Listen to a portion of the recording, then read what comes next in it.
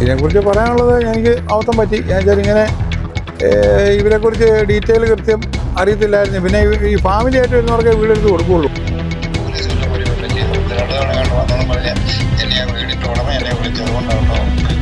ഈരാറ്റുപേട്ടയെ ഞെട്ടിച്ച നവജാത ശിശു വിൽപ്പന സംഘത്തിൻ്റെ അടിമുടി ദുരൂഹമായ വഴികളെക്കുറിച്ച് അവർക്ക് വീട് വാടകയ്ക്കെടുത്ത് നൽകിയ വസ്തു ബ്രോക്കർ ലിവിംഗ് കേരളയോട് നടത്തുന്ന എക്സ്ക്ലൂസീവ് വെളിപ്പെടുത്തൽ.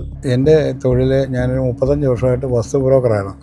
ബ്രോക്കറിങ് ഇപ്പം സ്ഥലക്കച്ചവടം എല്ലാം കുറവായതുകൊണ്ട് ഞാനിപ്പം വീട് വാടകയ്ക്ക് എടുത്ത് കൊടുക്കുന്ന ഒരു തൊഴിലോടുണ്ട്. ഇപ്പോൾ ഒരു 30 ഈ വർഷം 2024 ഈ തീക്കോ ഏരിയയിൽ തന്നെ ഒരു 10-35 വീട് നിലവിൽ ഞാൻ ഇടപാട് നടത്തിയിട്ടുണ്ട്. അങ്ങനെ ഒരു വന്നൊരു കേസാണ്. ഞാനിവിടെ വീട്ടിൽ ഭക്ഷണം കഴിച്ചുകൊണ്ടിരുന്നപ്പോൾ ഈ തൊട്ടപ്പുറത്തൊരു വീട് വാടകയ്ക്ക് കാണാൻ വന്നവരാണ് ഇവർ തീക്കോയിലെക്കാണ്ട് വന്നത് ഏതോ ഒരു നാരങ്ങാവെള്ളക്കടയും വെള്ളമാണ്ട് കുടിച്ചുകൊണ്ട് വന്നപ്പം തീക്കോയിൽ ഓട്ടോറിക്ഷക്കാരനോട് ചോദിക്കുന്നത് വാടക വീട്. അപ്പം വാടക വീട് എടുത്ത് കൊടുക്കുന്ന ഞാനാണെന്ന് അറിയാവുന്നതുകൊണ്ട് ആ ഓട്ടോക്കാരൻ ഇവിടെ കൊണ്ടുവന്ന് എനിക്ക് പാസ് ചെയ്തു. ഞാനിവർക്ക് നടക്കലൊരു വീടെടുത്ത് കൊടുത്തായിരുന്നു. അപ്പോൾ അവിടെ എന്തോ ഇതാണെന്ന് പറഞ്ഞുകൊണ്ട് അവർ അവിടെ നിന്ന് ഒഴിവായി പോകുന്നവരാണ്.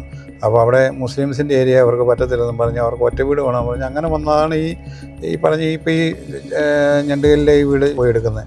അപ്പോൾ വീടെടുത്തു. ഇവർക്ക് ഇങ്ങനെ ഒരു ബിസിനസ് ഉണ്ടെന്നൊന്നും എനിക്കറിയില്ല.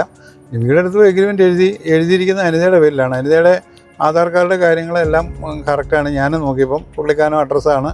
അപ്പം എനിക്ക് ഇല്ലാതെ വേറെ കൂടി ഇവരെ കുറിച്ച് വലിയ പരിചയമൊന്നുമില്ല. പക്ഷേ ഇവരിങ്ങനെ ഒരു ബിസിനസ് ഉണ്ടെന്നോ ഒന്നും എനിക്കറിയില്ല. എന്തായാലും ഇപ്പം ഇന്നലെ ഇങ്ങനെ വിളിച്ചിങ്ങനെ ഈ സംഭവം പറയുമ്പോൾ ഞാൻ അറിയുന്നത്. ഞാനന്നേരം ബാക്കി ഇവരുടെ ഫോണിലോട്ട് വിളിച്ചിട്ട് കിട്ടുന്നില്ല. അപ്പം ഫോൺ എടുക്കുന്നില്ല, റിങ് ചെയ്യുന്നുണ്ട്, എടുക്കുന്നില്ല.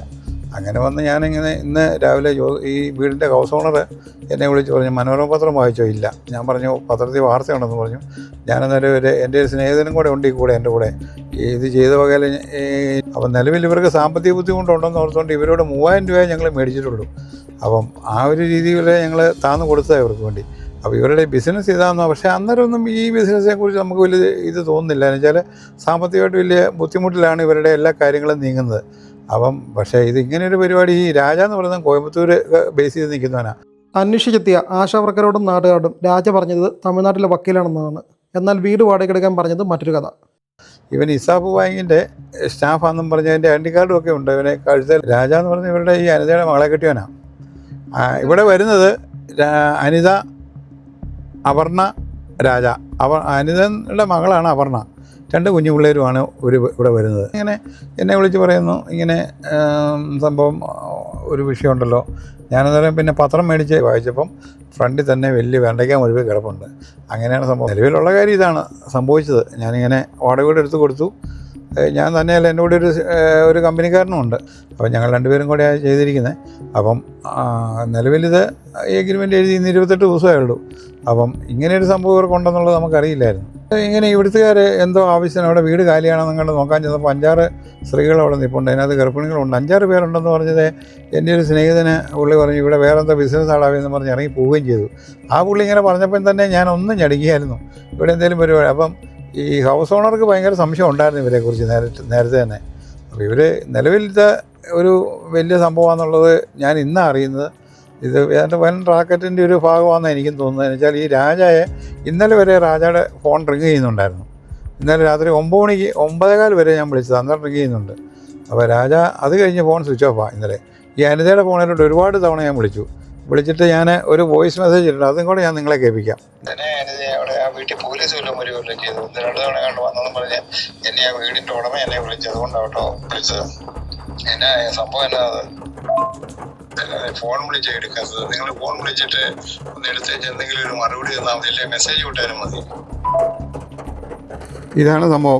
എനിക്ക് അബദ്ധം പറ്റി. ഞാൻ വെച്ചാൽ ഇങ്ങനെ ഇവരെക്കുറിച്ച് ഡീറ്റെയിൽ കൃത്യം അറിയത്തില്ലായിരുന്നു. പിന്നെ ഈ ഫാമിലി ആയിട്ട് വരുന്നവർക്ക് വീടെടുത്ത് കൊടുക്കുകയുള്ളൂ. പക്ഷേ ഇവർ ഫാമിലി ആയിട്ട് വന്നതുകൊണ്ട് അമ്മ, മകളെ കെട്ടിയവന് 2 കുഞ്ഞു പിള്ളേർ, ഒരു 5 വയസ്സ്, ഒരു 3 വയസ്സ്, അല്ല ഒരു 7 വയസ്സ്, ഒരു 5 വയസ്സ് ഉള്ള 2 പിള്ളേർ.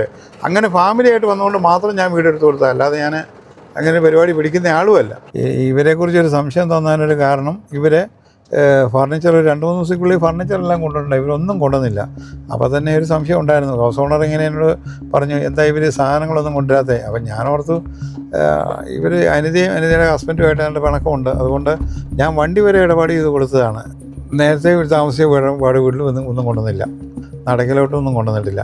അപ്പോൾ അന്നേരം തന്നെ ഈ സാധനം ഇപ്പോൾ അവരവിടെ സെറ്റിലാകാൻ പ്ലാൻ ഇല്ലാത്തതുകൊണ്ടാണ് കൊണ്ടുവരാത്തതെന്ന് പറഞ്ഞായിരുന്നു നടക്കിൽ. അപ്പോൾ ഇവിടെ സെറ്റിലാകുമല്ലോ എന്നോർത്ത് എടുത്തു കൊടുത്തിട്ട് ഒരു മാസമായിട്ട് ഇവർ ഒരു ഫർണിച്ചർ, അപ്പോൾ അവരെക്കുറിച്ച് ന്യായമായിട്ടൊരു സംശയം നമുക്ക് തോന്നിയായിരുന്നു. അപ്പം ഇതെന്നാ സംഭവം, ഞാൻ പിന്നെ ഓർത്ത് ഇവർ വേഗം വിട്ടു പോകാനുള്ള പരിപാടിയായിരിക്കും എന്നാണ് ഓർത്തത്. ഈ താമസമേ അധികം 11 മാസം നിൽക്കുന്നില്ലായിരിക്കും, അതായിരിക്കും ഫർണിച്ചർ കൊണ്ടാകുന്നത്. ഇനിയിപ്പം അനുജയുടെ ഹസ്ബൻഡുമായിട്ട് ഉടക്കായിട്ടാണോ എന്നും ഒരു ഡൗട്ട് ഉണ്ടായിരുന്നു എനിക്ക്.